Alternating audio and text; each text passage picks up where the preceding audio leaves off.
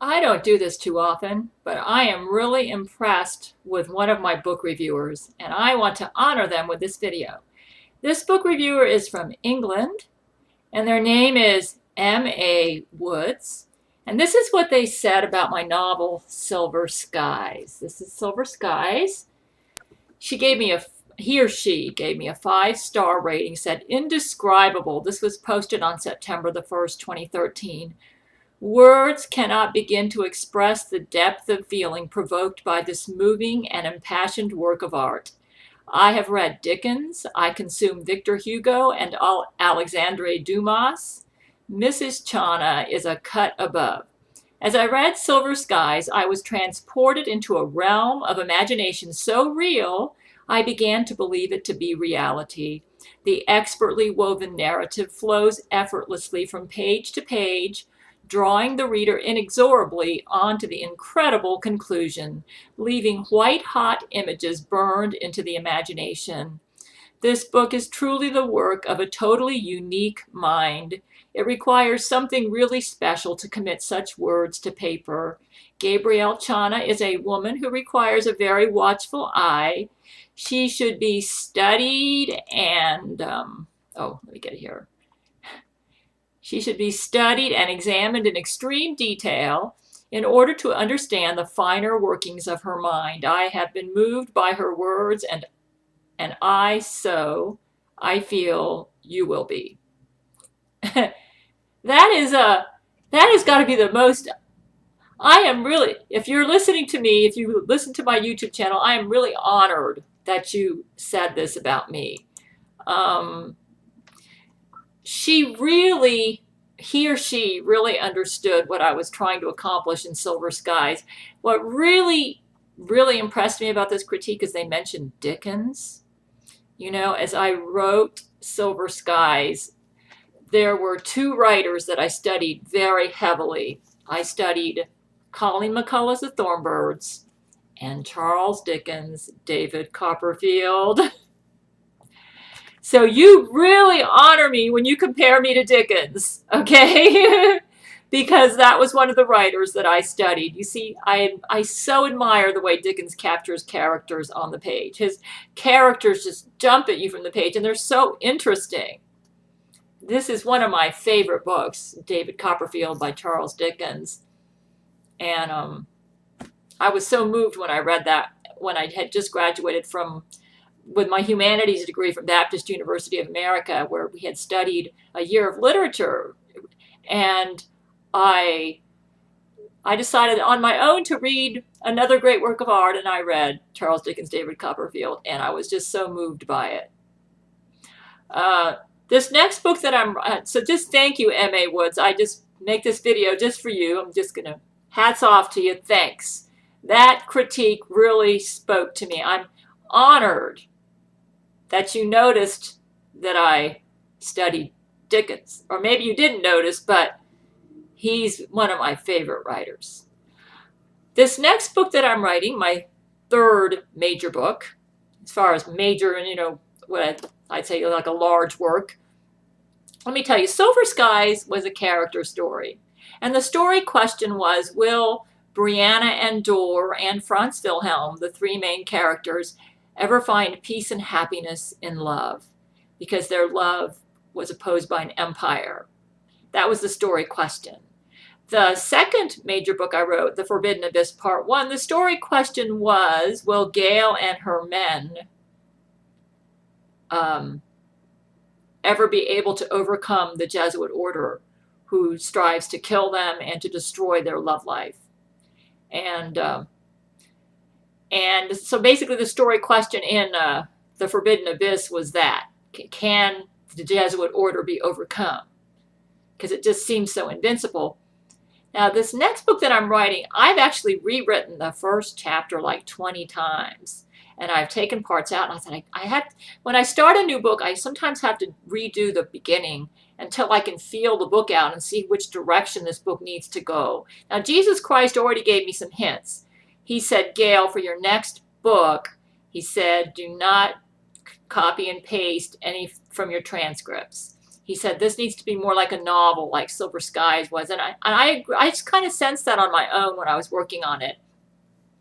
And what's really strange is when I go back and when I write a draft, I'll go back and try to reread it as a reader to see how interesting it is, to see if I'm capturing what I'm trying to say. And as I went back and read some of the scenes, I actually ended up throwing out whole paragraphs, thinking, oh, that's boring, take that out, take that out. But to my amazement, the scenes that really jumped at me, that really came alive, were the scenes written from the point of view of Jesus Christ as going into his heart and soul. I had a scene in there between Jesus and the devil, and it was just so interesting. I thought, this is where this book needs to go. I need to make Jesus Christ the main character. And then I have a scene in there with Rule 13 as a main character that's fairly interesting too. I've been kind of fine-tuning it to make it better, taking out all the dross and letting it shine. This next book, I will not be copying and pasting from my transcripts. It's really going to come across like a novel, where I have to go really deep into my character's heart and soul. Now, the story question for this book is going to be quite unique. It's going to be, can Jesus Christ find happiness? I open up with a depressed Jesus Christ. He's depressed because most of the world is going to hell. And he died on the cross for them, and they reject him and prefer Satan over him. So I open up with a depressed Jesus Christ. Everybody assumes that God is happy because everybody knows he's going to be the victor in the end. He's going to defeat Satan, and everything is going to go his way, so to speak. But not very many people ask whether he's happy. You say, well, of course he's happy. He's going to be happy because he's going to be the final victor, and everything's going to go his way. But think about this. How would you feel if you loved somebody so much you were willing to die on a cross naked for them and be totally humiliated in order to pay for their sins, and then they act like you don't even exist? Most of the human race, they're either atheists or evolutionists, and they don't honor Jesus. They don't care about him. They don't even treat him like he's alive. How does God feel about that, you think? I wonder how God felt during Noah's flood when there were only about 20 or 30 at the most righteous people, and he had to flood the whole earth because it was so evil. See, this book is going to explore this. Can Jesus find happiness in spite of the fact that he's going to have to damn most of the human race to hell? And that's the story question for the next book. You say, well, how in the world are you going to present a story like that? I have a lot of scenes where Jesus and Satan are duking it out.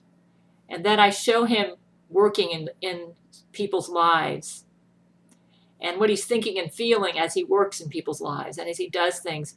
I asked Jesus if it's okay if I write from his point of view, and he said, fine.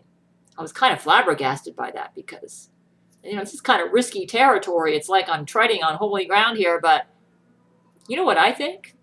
I think this book that I'm working on now, and I'm in chapter 2 right now, I think this is the book Jesus is waiting for. He's the main character. Now, I've got Rule 13 as a pretty strong main character, too. And this is going to tie in real strongly with the Jesus Christ theme. The theme, like the theme of Silver Skies is that love conquers all. Or, yeah, that's basically it. The theme of the last book is that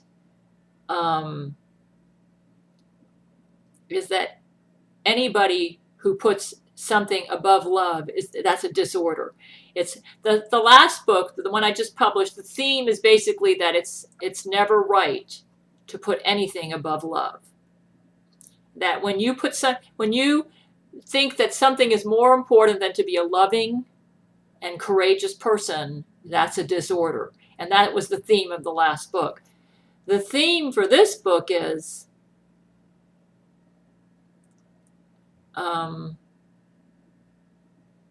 that what price does one have to pay to be happy in order to be holy? Sort of like, it's like, can you be holy and happy at the same time?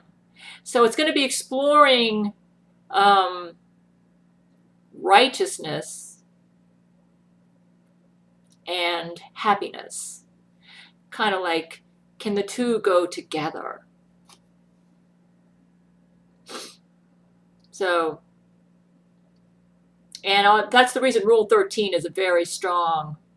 I have conflicted characters in here. The first book, Silver Skies, was a character story where I had characters in an intolerable situation and they needed to find out how to deal with it. The intolerable situation was that their love was forbidden and it was considered immoral and wrong and opposed. And how could they overcome that? The theme, for the Forbidden Abyss Part 1, we had characters in an intolerable situation, but the emphasis was not so much on the characters as it was on the disorder of those who put anything above love, who put ambition and power above love. That was a disorder that was explored. In the next book, even though that that disorder will also be explored, the primary emphasis again is going to be on character, like Silver Skies, and the story question will be, can you love so much that it leads to unhappiness? You see, Jesus Christ is in a dilemma. He realizes that the world is sin-cursed, and it causes people to die and to get sick and to have problems, and it causes much unhappiness. The only way he can fix it is he has to take the sin out. It's like a cancer. The only way he can take the sin out is those who won't go his way, he has to send to hell. Send the cancer away, separate it. You say, well, why does it have to be hell? Couldn't he just put him somewhere else? I'm not sure. And to be honest with you, I'm not even sure what the answer to my story question is right now. I think I'm going to learn it as I'm writing this book. And it's going to be an exploration into the heart and soul of God and how he feels when he has to mete out his judgments and carry out his actions. Can he be happy and holy and loving at the same time? You may say, well, the Bible answers. Actually, the Bible doesn't go too deep into the real deep feelings of God. It's almost like he doesn't want us to know. I wonder if God gets depressed sometimes, thinking about that he made the world and he has to damn most of the world to hell. So this next book is going to be all about that. Jesus Christ will be the main character. It's really funny. I've been reading over what I've written so far, and you might think, I don't see how you could believably write about Jesus. But it's so believable. It's probably because I've been dealing with him the past year, and he's talked to me. So I kind of know him. And he himself has said, Gail, you're like little David. You're a woman after God's own heart. So I think he created me just to write this book. I think this is the book Jesus has been waiting for.